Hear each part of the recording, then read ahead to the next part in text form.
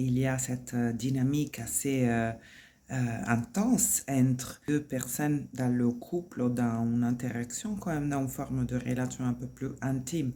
Un des deux personnes a la tendance à vouloir s'accrocher, se rapprocher, à vouloir beaucoup de fusion, beaucoup de proximité. Et une des deux a la tendance à vouloir reculer, à vouloir prendre de la distance, à se sentir facilement envahi et donc à avoir un comportement un peu plus évitant, on va dire, du lien. Alors, on peut avoir beaucoup à reprocher à les personnes qui ont un comportement évitant, particulièrement quand on se retrouve dans une dynamique du couple, est très facilement identifiable comme comportement parce que l'autre a la tendance à s'éloigner de la proximité, donc à s'abstraire du lien. Et facilement, pour une personne un peu consciente, disons, qui cherche donc de la communication, de traverser ensemble les nœuds de la relation, cette tendance à l'évitement peut être perçue comme une zone d'inconscience flagrante et donc vis-à-vis duquel est tellement facile de dénoncer la responsabilité de l'autre. Ce que rarement on voit est que la personne qui réclame de traverser ensemble les nœuds, les non-dits, les zones de friction, rarement a la capacité de rester elle-même avec ses propres émotions. Bien que ce soit évident le comportement d'un évitant, et donc qu'il soit simple de tirer la conclusion que c'est l'autre, en fait, à ne pas amener la conscience nécessaire dans le lien pour que ça soit une relation plus consciente, au même temps, la personne qui réclame tout le temps le partage, le débrief ensemble, peut ne pas se rendre compte que c'est une forme de fuite ou d'abandon de la partie à l'intérieur d'elle qui vit cette émotion de anxiété, angoisse, ou cet sentiment d'être abandonné, cette peur de la perte de l'autre. Et en fait, on refuse de être nous-mêmes responsables de cette partie et ça commence tout juste par s'asseoir et se mettre en écoute, accueillir l'expérience en restant présent à celle-ci, accepter d'être nous-mêmes responsables de calmer, rassurer, réguler cette partie plutôt que de déléguer au partage, au débrief ensemble, à la communication au sein du lien tout le temps, la régulation d'une émotion vis-à-vis duquel nous-mêmes nous sommes finalement rejetants. J'ai un exemple vraiment flagrant parce que j'ai été des années avec un homme avec une tendance évitant assez flagrant. Et pour moi, c'était une évidence que moi, je voulais le lien et l'autre ne le voulait pas. Donc, pour moi, c'était moi prête à avoir une relation consciente, lui, pas. Mais sincèrement, moi, j'avais une énorme difficulté à juste prendre en charge l'état émotionnel que son évitement déclenchait.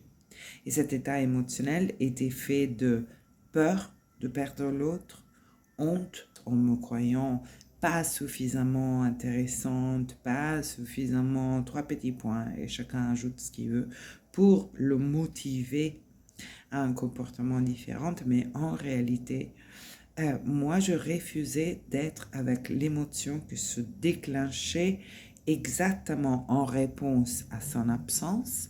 Mais si on voit de plus près encore, cette émotion n'était pas causée par son absence. Son absence me donnait l'opportunité de rentrer en communication, en connexion, réintégrer cette émotion qui était bien plus ancienne que l'actualité de ce qui s'est produisait au sein du lien entre moi et lui, et me donner enfin la possibilité aussi d'être moi le parent de la partie que se sentait si effrayée à l'idée de perdre l'autre. Si à chaque fois qu'on sent une émotion inconfortable au sein du lien, on exige en quelque part que l'autre soit présent, que l'autre soit rassurant, que l'autre soit disponible à la communication facilement, c'est que on n'a pas envie de rencontrer, de faire l'expérience de cette densité qui se réactualise, que moi j'appelle l'enfant blessé à l'intérieur de nous. Donc on cherche, et on peut chercher dans la forme très consciente d'une communication bienvoyante, etc. On cherche par le changement de la condition d'arrêter de ressentir ce qu'on ressent. Donc, enfin, en gros, ce qu'on est en train de faire est rejeter une partie à l'intérieur qu'on ne veut pas rencontrer, dont on ne veut pas prendre la responsabilité, qu'on ne veut pas prendre en charge parce qu'on en a peur.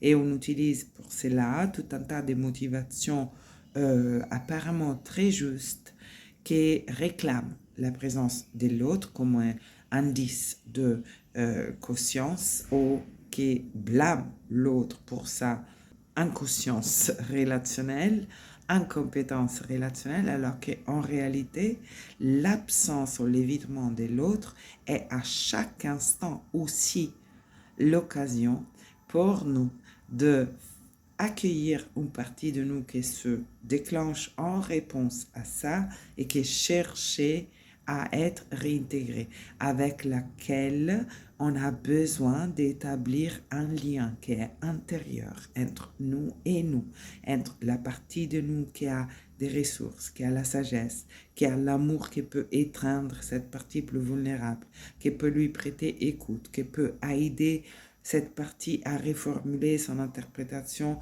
de ce qui se passe et de ce qui s'est passé.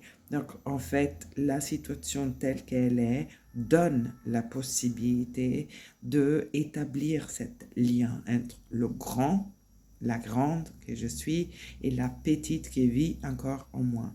Mais jusqu'à ce que j'exige de l'autre un comportement plus conscient et que je ne me rends pas compte que celle-ci est aussi une stratégie pour ne pas ressentir ce que je ressens, donc pour ne pas tisser une relation consciente avec la partie plus vulnérable en moi. Et en fait, cette relation entre soi et soi, entre la partie qui a des ressources, qui a la sagesse, qui a une disponibilité d'amour, d'écoute, de protection, de soutien, d'encouragement, de validation, la partie grande, la partie adulte et la partie petite, cette relation-là est la base, est le fondement de toutes les autres relations qu'on a. Et toutes les autres relations qu'on a nous renvoient à l'état de cette relation. Donc le seul endroit d'intervention vraiment possible, parce qu'il y a un changement fondamental s'opère, est à l'intérieur. Et dans la relation entre l'adulte en nous et le petit en nous, entre la partie pleine de ressources et la partie qui a manqué d'amour. Dans cette partie, on a besoin d'amener de l'amour. Comment on l'amène concrètement? Déjà, on commence par s'asseoir avec. Déjà, on commence par se mettre en écoute et permettre son expérience émotionnelle et entendre l'histoire que cette partie se raconte. En fait, du coup, souvent, l'évitant dans la danse de la dynamique dysfonctionnelle entre évitant et dépendant ou anxieux est l'évitant offre à l'anxieux l'occasion de apprendre à être avec soi, à se relier à soi. Et par là, généralement, on amène une énergie différente aussi dans le lien.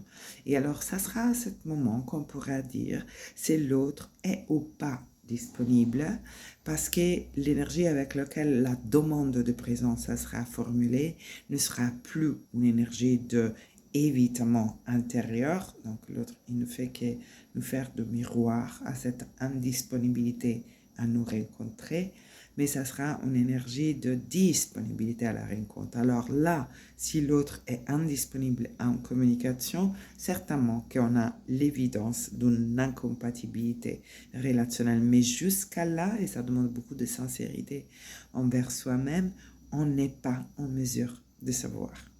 On approfondit tout ça dans un parcours que je propose qui est dès la blessure à l'éclosion, on retraverse les blessures d'enfance pour justement apprendre à amener amour, sagesse, reformulation, la prospective de l'adulte en communication avec le petit. Donc, est un parcours pour tisser un lien réparateur entre nous et la partie blessée à l'intérieur de nous.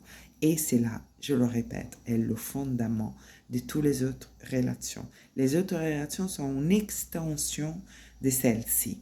Et quand on a cherché suffisamment à l'extérieur et qu'on se rend compte qu'il y a quelque chose qui bloque, quelque chose qui n'avance pas, quelque chose qui se répète en boucle, c'est alors que cette souffrance devient une motivation puissante pour apprendre à tisser la relation la plus importante, celle originaire de tous les autres, qu'est la relation entre soi et soi. Alors là, la relation avec l'autre continuera à être un espace de approfondissement de cet lien intérieur qui devient juste à ce moment-là la possibilité d'une intimité au sein de relations quotientes. Pour plus d'informations sur l'éclosion, de la blessure à l'éclosion, en petit groupe ou en individuel, écrivez-moi pour un court entretien offert.